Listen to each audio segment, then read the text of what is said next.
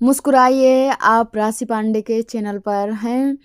और दोस्तों, आप सभी को मेरा प्यार भरा प्रणाम और आशा करते हैं आप सभी लोग अच्छे होंगे।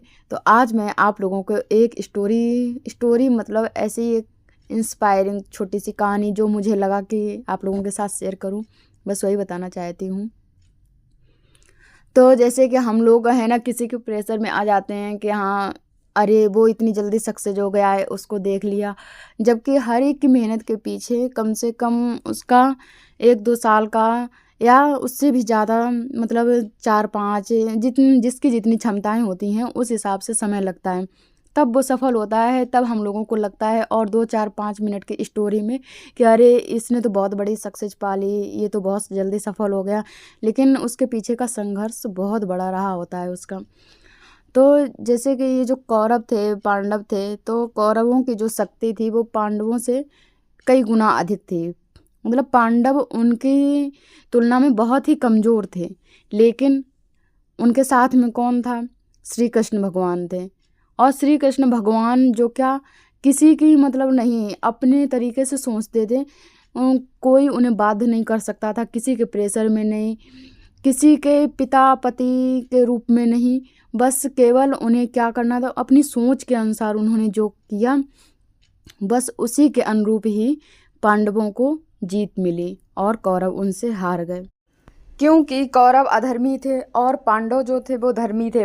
और जीत हमेशा सत्य की ही होती है, जीत हमेशा धर्म की ही होती है। इसलिए ही कौरव 100 होकर भी हार गए, पांडव 5 होकर भी जीत गए। जबकि शक्तिशाली तो कौरव ही थे, पांडवों की थी क्या 5 पांडव और श्री कृष्ण। तो मतलब यही होता है ना, हम अपनी क्षमताओं का खुद ही आकलन कर सकते हैं। कोई हमारे भाग्य का वो निर्माता नहीं है, हम अपने भाग्य के स्वयं भी ही निर्माता हैं। कोई हमारा भाग्य नहीं तय कर सकता है। और ना ही कोई हमारी क्षमताओं का पता लगा सकता है। कोई कितना भी बोले कि हाँ तुम्हारे अंदर ये काबिलियत नहीं है, तुम ऐसे हो, तुम वैसे हो, लेकिन अपने आप को पता होता है। कोई अगर बोले कि हाँ तुम्हें ऐसा करना चाहिए, तुम्हें वैसा करना चाहिए, कई बार क्या होता है ना, बच्चों का जीवन इसी में बर्बाद होता है कि वो किसी को सोच के, मम्मी ने बोल दिया ये बन जाओ, पापा ने बोल दिया ये बन जाओ, है ना, तो वो उसी लाइन में भागते हैं, कभी वो अपनी सही दिशा पकड़ नहीं पाते हैं। और हम लोगों को क्या होता है ना कि अगर हम लोगों ने अपना सही निर्णय नहीं लिया तो बस जीवन भर भटकना ही होता है। मैंने अपनी लाइफ के जो 4-5 साल वेस्ट किए हैं, वो मुझे अब बहुत पछतावा होता है उस चीज़ का। लेकिन कोई नहीं, उसको हम बेस्ट नहीं कह सकते, लेकिन बस ये कह सकते हैं उस समय हमें तैयारी करते रहना चाहिए था, जो हमने छोड़ दी बीच में।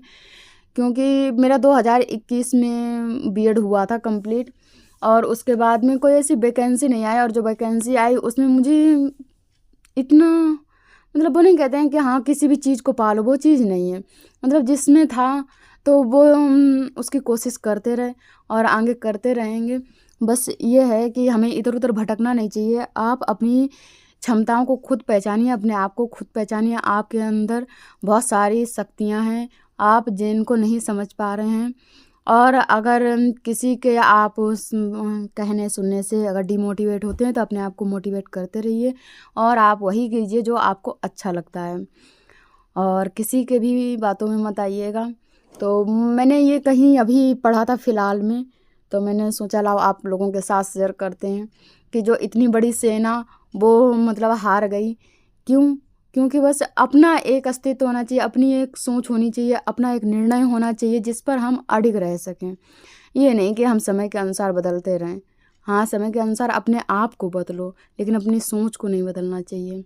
ओके, मिलते हैं तो बाद में। Bye bye. और आपको हमारी ये स्टोरी कैसी लगी कमेंट के माध्यम से ज़रूर बताइएगा। और फिर आते हैं एक नई मोटिवेशनल स्टोरी के साथ में। Take care.